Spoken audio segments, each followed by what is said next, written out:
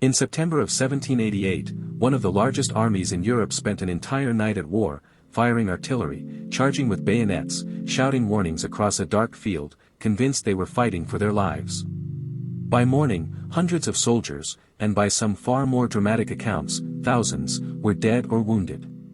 The strange part is not the battle itself.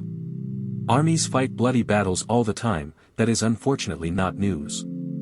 The strange part is that there was no enemy anywhere near this particular battlefield, not that night, not for another 2 full days.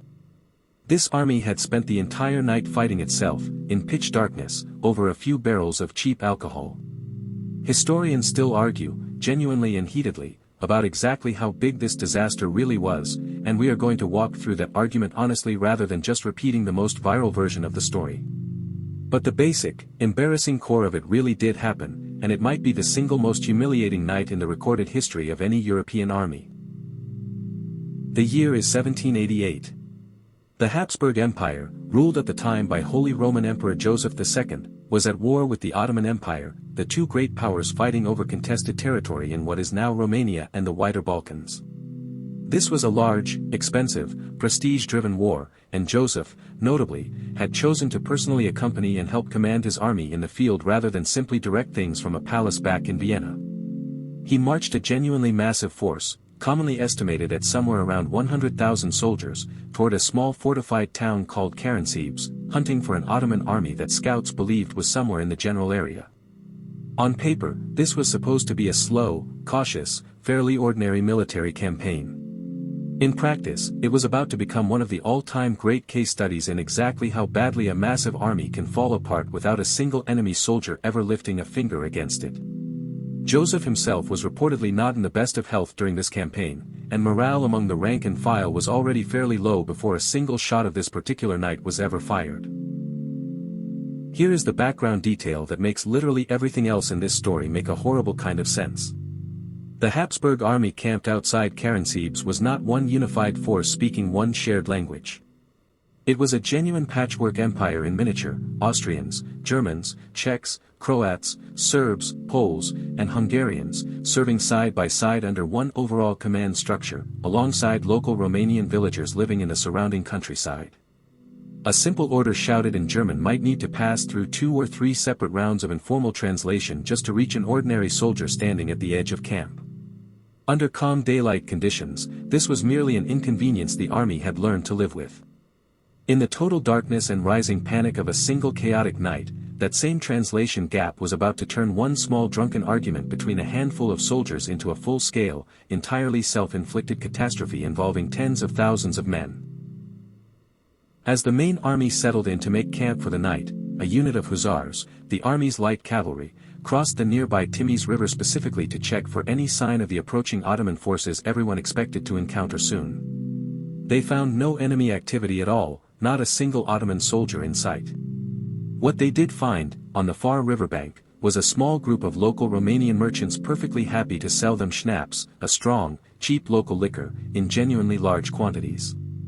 After a long, tense march with no enemy ever materializing, buying a round of drinks understandably felt like a completely reasonable reward for the day. The hussars bought it, started celebrating, and, showing an early and frankly ominous flash of the poor judgment that was about to define the rest of the entire night, actually built a small makeshift barricade around their newly purchased barrels specifically so that nobody else could get any. Word travels remarkably fast when free alcohol is involved, even in the middle of an active war zone. Some infantry soldiers eventually crossed the river too, saw the hussars celebrating around their barricaded barrels, and, understandably enough, wanted a share for themselves. The hussars, still guarding their little makeshift fort of schnapps, flatly refused to hand any of it over.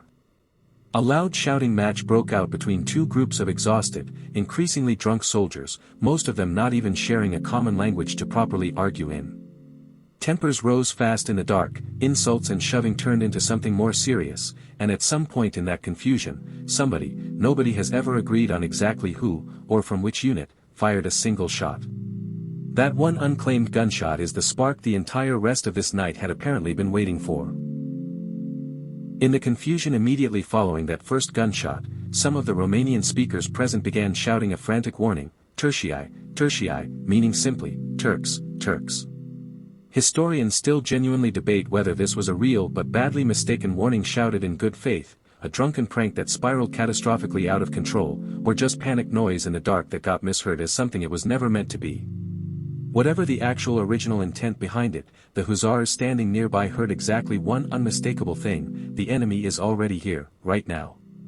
They broke formation completely and rode hard back across the river toward the safety of the main camp as fast as their horses could physically carry them, which, unfortunately for absolutely everyone involved, was about to make the entire situation dramatically, catastrophically worse rather than better. From the perspective of the ordinary soldiers still stationed back in the main camp, all they could actually see through the pitch darkness was a large mass of cavalry suddenly charging straight at them at full speed, shouting loudly as it came. Nobody in that position had time to politely ask clarifying questions before deciding how to respond.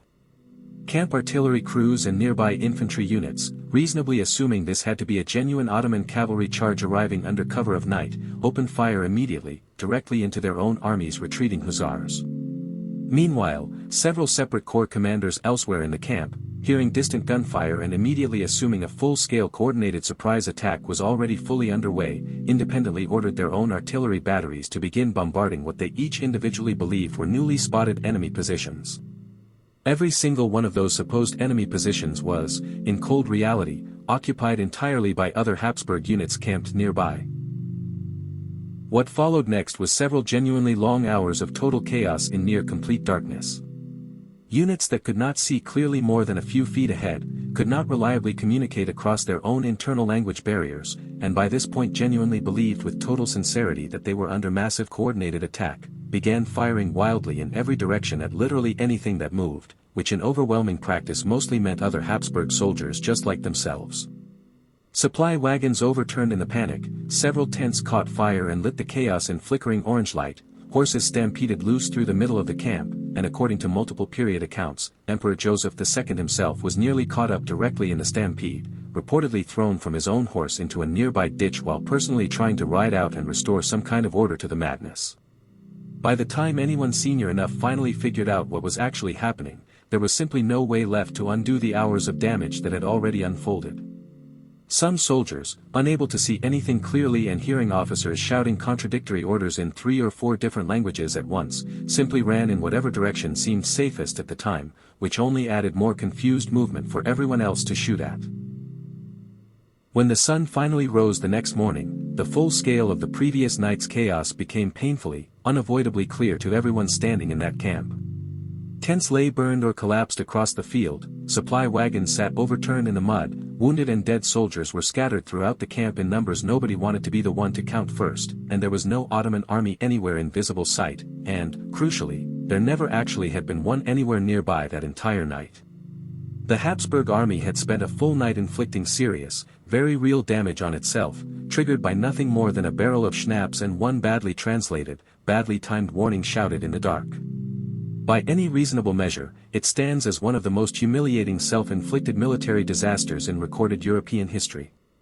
And remarkably, that was still not even close to being the strangest part of this entire story. Here is where we genuinely have to level with you, because this is exactly the kind of story that gets exaggerated a little more with every single retelling online. Popular viral accounts of this event frequently claim 10,000 Habsburg casualties from that one single night, which would be a genuinely staggering, almost unbelievable number for a friendly fire incident. But that specific figure actually traces directly back to an uncited claim made in a 1968 biography of Emperor Joseph II, and official Austrian military reports from the actual campaign instead attribute the overwhelming majority of losses during this whole stretch of the war to disease, specifically malaria and dysentery, rather than to one chaotic night of friendly fire. A number of serious historians even question how much of the incident happened at all in the form we now tell it, since the very first detailed written account of that night only appeared roughly 40 years later, which is more than enough time for a genuinely embarrassing true story to quietly grow several extra layers of drama in the retelling. The core event, a real night of confused, entirely self-inflicted chaos inside the camp, is well supported by multiple sources. The dramatic 10,000 casualty version most people have actually heard is almost certainly a later exaggeration layered on top of an already genuinely embarrassing true story. Whatever the precise final toll turned out to be, the practical strategic result was never seriously in dispute. When the real Ottoman army finally did arrive at Karansebes, roughly 2 full days after that chaotic night, they found a Habsburg force that had already battered, exhausted, and thoroughly demoralized itself without any outside help whatsoever. The Ottomans simply moved in and took the town with only minimal resistance, effectively defeating an army that had, in the most literal sense imaginable, already defeated itself the night before the real fighting even began.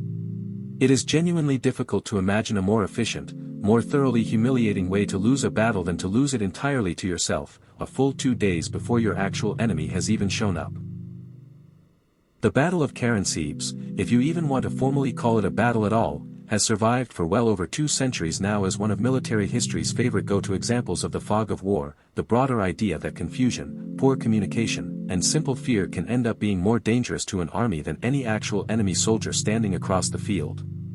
Modern military historians still cite this story today, exaggerated casualty figures and all, as a genuinely useful cautionary tale about the real risks of coordinating large multilingual forces at night, and about how quickly even a completely false rumor can spiral into a very real, very physical disaster once fear fully takes hold of enough exhausted people at once. Whether the true final number was 150 casualties or something closer to the wildly inflated 10,000, the underlying lesson embedded in the story has held up remarkably well. It has since been referenced in military training discussions and popular history books alike, less as an exact record of casualty numbers, and more as a vivid, memorable illustration of exactly how fast an army can turn on itself once nobody can tell friend from foe. So the next time somebody describes war as simple, or describes armies as perfectly disciplined, perfectly rational machines, remember the night roughly 100,000 soldiers convinced themselves they were already under direct attack by an enemy that was, in reality, still 2 full days away, and spent an entire night fighting a genuine pitched battle against nobody but each other, all sparked by an argument over a few barrels of cheap schnapps. Real history rarely actually needs exaggeration to be genuinely unbelievable on its own, it just needs someone willing to slow down and check the actual original sources first. If stories exactly like this one are why you come here, follow along, because the true version keeps beating the fictional one anyway.